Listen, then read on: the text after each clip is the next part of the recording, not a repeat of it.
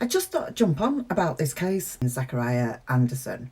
I'm surprised that it didn't get more interest, to be fair, online. So I'm just going to pull up a few things that I found really interesting with this case. So this case goes back to May 2020 is when Rosalio Gutierrez went missing. So if you don't know about this case, I'm not gonna go through it all. Don't worry. But what I will do is I'll just give you a quick. I'll just tell you briefly what this case was about.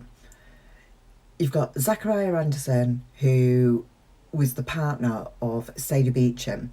They lived together. They had 3 children and separated. Although during the time that they was together, Zachariah Anderson would go off on his travels doing what he wanted and then come back when he wanted as well. Just one moment, just before I run away with myself, quick disclaimer, my name's Dawn, this is Lounge Bar Crime. Everything you hear in this video is from my own research, it's my opinion, and it's for entertainment purposes only. That out of the way, let's get to it. So he was a complete control freak. Just basically did what he wanted until Sadie Beacham got really cheesed off with it and decided she wasn't having any more. So she put an end to it for good. So in between, and Zachariah Anderson would have the kids now and again, and well, each week from what I can gather. But he roped him in, particularly the oldest child, who at that time was 11 and 12. He involved her in a lot of his antics, which involved stalking Sadie Beacham. So, and inevitably, he ended up murdering Sadie's boyfriend, Rosalio Gutierrez. I'm just going to call him Leo because apparently they called him Sadie and her friend called him Leo, so I'm going to call him Leo. That's it. But that's not, I'm not coming on to go over the case and do the case.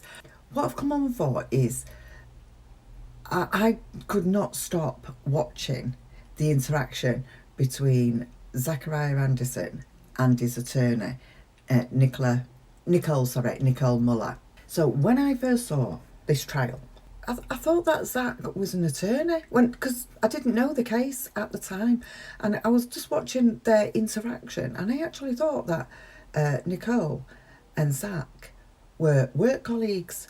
I mean, just watch this again.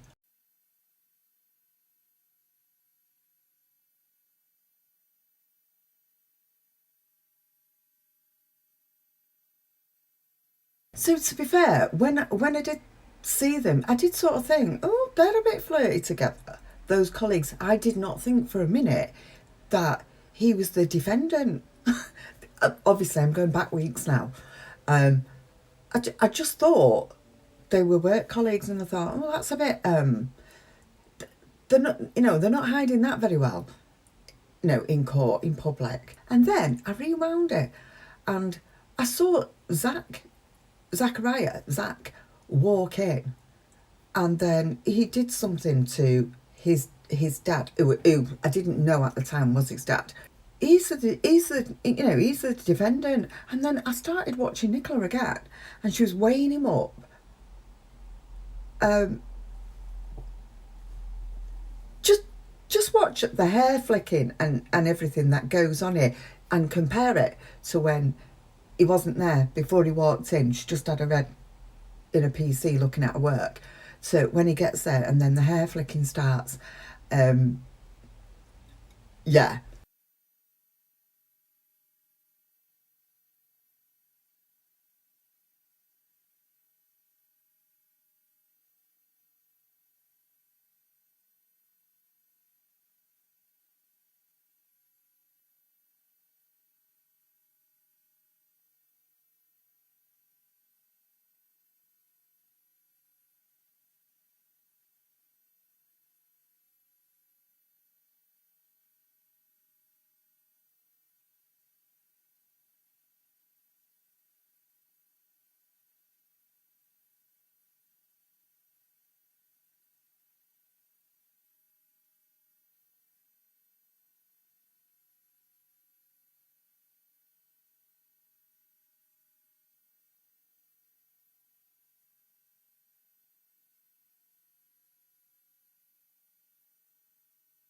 Now look, I'm not imagining this. I've gone through quite a few days of these two together, and to be fair, I don't think it's Zach. I don't think it's him.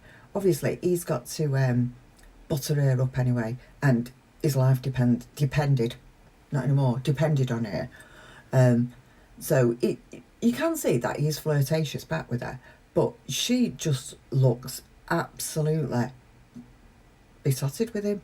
She can't look at him hardly without either trying to impress him, like, look at me fighting for you, I am the big I am, or smiling at him and flicking her hair.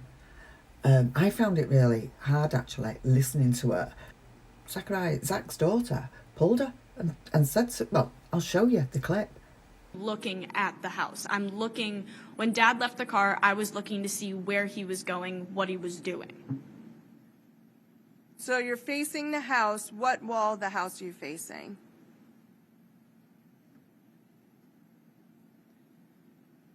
Have you seen a picture of the house? Yeah. Okay, I am. So I am on the bar side. I am near the back of the house. I am on, if you're looking at it from the field. I don't think you're listening.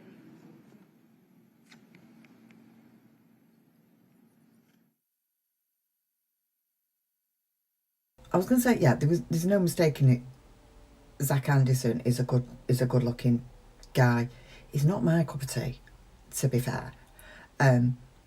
He looks a little bit too pretty boy, but I can see what a lot of people see in him, because I noticed when I was watching the lives on the trial, I noticed that in a lot of the chats, a lot of people were saying, you know, he's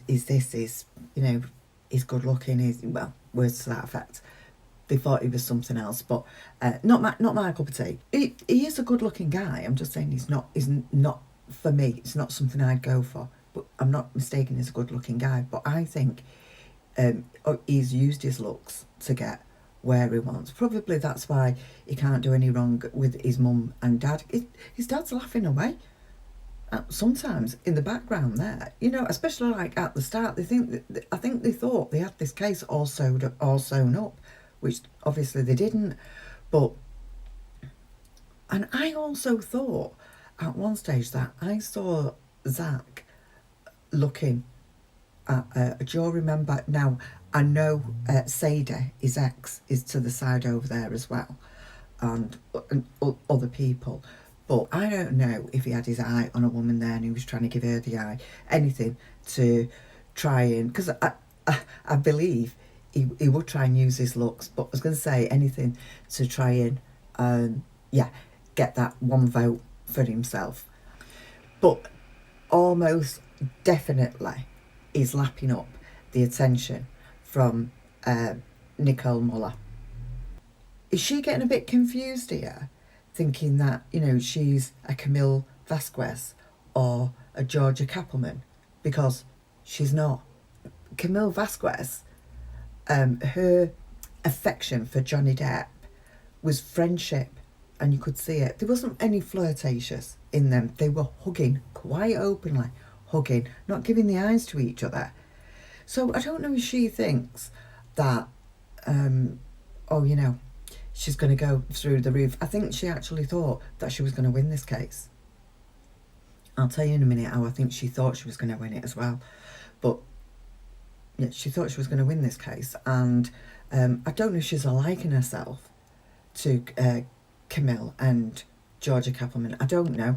But yeah, forget it. You're nowhere near. So it looked like the way she wanted to win this case and impress Zachariah Anderson was by playing, which she did practically in her opening speech. Well, it was in her opening speech that, firstly, that the detectives didn't do their job properly.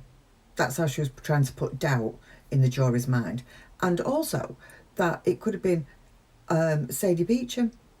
And straight away, the prosecution was screaming possibly for a mistrial because that is in play, and there was a third party, and that somebody else did the murder, and it was somebody that was obviously innocent that was in that courtroom, which was his ex. Just because she was there and was looking for him and reported him missing, she was going down that avenue. So, she was well up herself with all this, but the prosecution put a stop to that, and they call it a Denny hearing or something. He wanted a Denny hearing, or he was going to do a mistrial because she was trying to put forward. Now, she tried to deny she was doing that. Anyway, that's how she was trying to impress him, and I think she thought this was going to be a walkover. And more importantly, I think Zach thought she had it in the bag, but things went very wrong for them. Now, if you've watched this case as well, you will know that Zach's daughter said quite a lot on the stand, and just going back to Zach 1 second, Zach's very cocky. Zach's very sure of himself. That's how he came across to me. The thing is, in being like that and involving his kids, particularly his eldest, his daughter, she appeared to be quite worldly for her age. I'm not going to go into his daughter or anything. What I'm just going to show is the way he is staring at her when she's giving evidence, and this highlights his intimidating ways. This is how he looks when he's intimidating. Don't forget, he's got to tone it down because he's in court. But at one stage, he's staring at his daughter, quite shocked actually that she's telling the truth. And I actually thought that the camera had frozen, and until there was like movement behind. I thought it had all frozen. He was actually staring at her. Just have a look at this. If the back seats were in, they would be locked in. And then we see him actually signal to her for her to shut her mouth. He actually does the signal, meaning shut. Now, why does he believe that she's going to shut up and not stick up for her mum, knowing that her mum's life has been ruined? Obviously, Leo's family's lives have been ruined as well. But this is a control freak. No matter what they're doing, it's like, don't you dare drop me in it. Don't you dare turn me in. And they do the stare, they do the look, and then they do the actions, which is what Zach's done on his daughter in front of everybody. And he's so stupid. He's not even realised that that's going to be caught on camera. But he don't care, because to him, it's worth the chance. Like murdering Leo was worth the chance. He thought he was going to get off with it.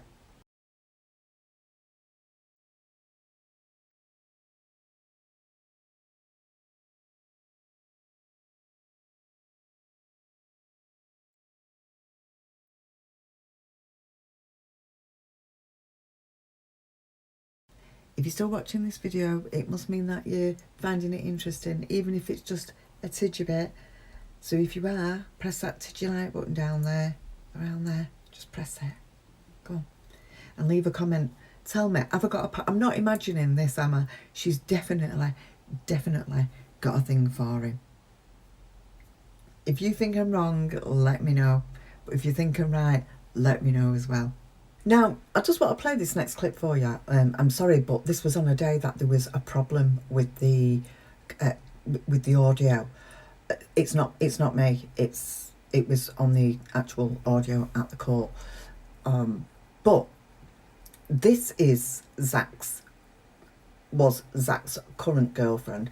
This is somebody that he used to see, and I don't know if he used to. I think he used to mess about on her as well. I'm not 100% on that, but this poor girl in court, I don't think she should be in court, to be fair, because something's not right. She looks like she's on something or medication. but she doesn't appear to be of clear mind. Let's just say that. Did you always feel protected by him? Yes.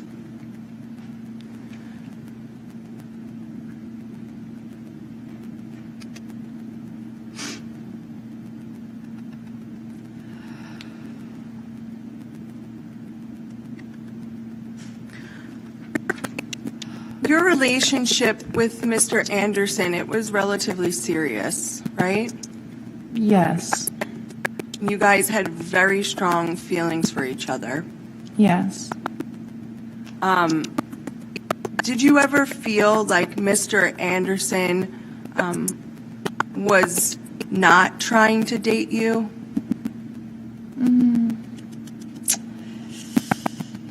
No. And were you aware of of who Mr. Anderson's children's mother is? I didn't know what she looked like, but yes, I knew her name, and I respected their relationship and him doing his best to be a single dad. Okay. The people who were trespassing on Mr. Anderson's property? No, because why would I step out of the house in danger where there's trespassers? When there's a man there calling the cops, the woman should stay in the house and be protected. And did you feel protected by Yes. Mr. Anderson? Should she leave the stand for the You period can. of time? Okay. I am going to break something. Sorry.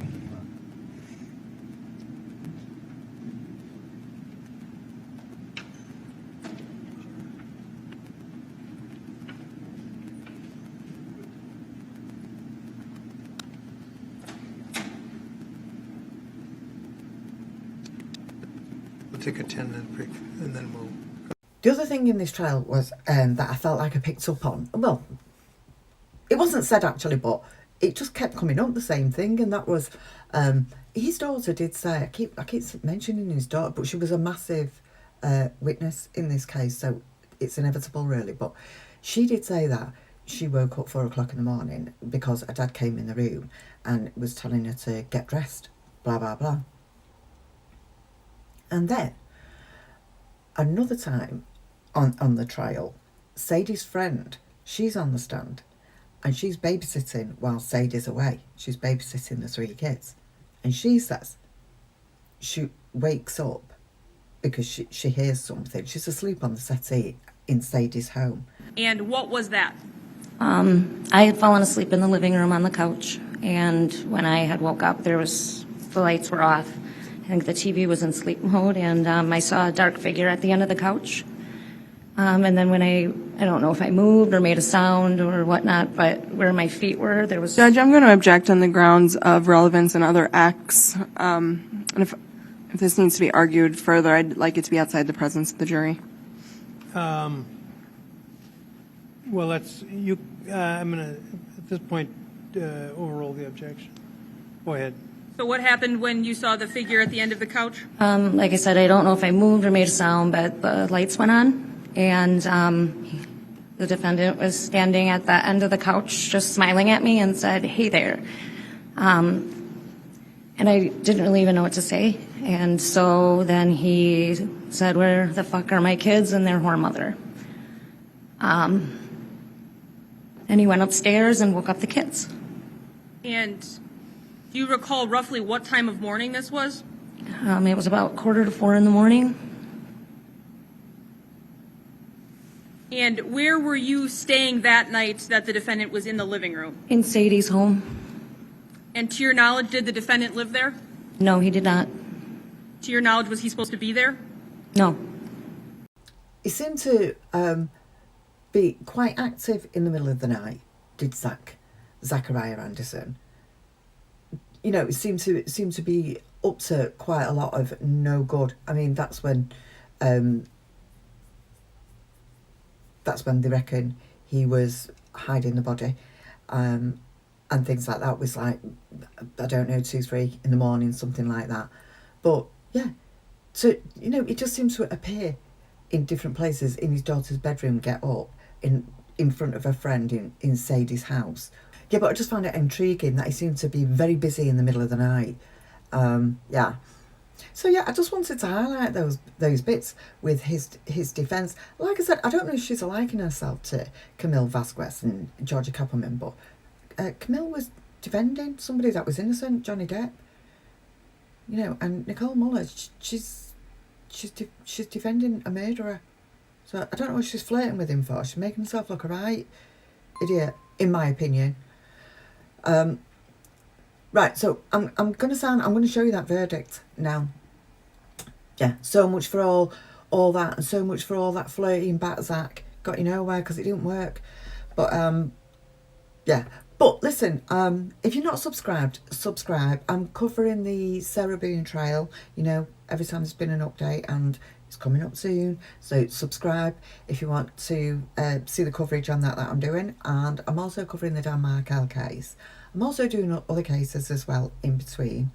Yeah, leave your comments below, and in between, and take care, stay safe, and come back. Bye. Would you come down, please? Yes, sir. Thank you.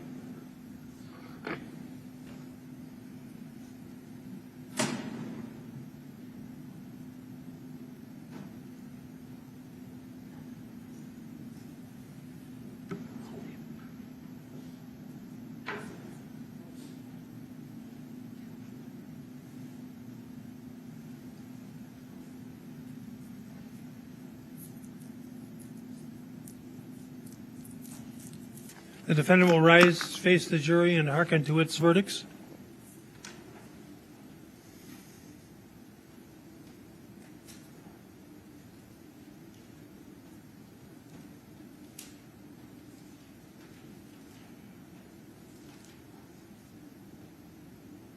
In re the matter, State of Wisconsin versus Zachariah Joseph Anderson, as to the first count of the information, we, the jury, find the defendant, Zachariah Anderson, guilty of stalking Sadie Beacham as charged. As to the second count of the information, we, the jury, find the defendant, Zachariah Anderson, guilty of stalking Rosalio Gutierrez as charged. As to the third count of the information, we, the jury, find the defendant, Zachariah Anderson, guilty of intentional homicide of the first degree as charged. As to the fourth count of the information, we, the jury, find the defendant, Zachariah Anderson, guilty of hiding a corpse as charged.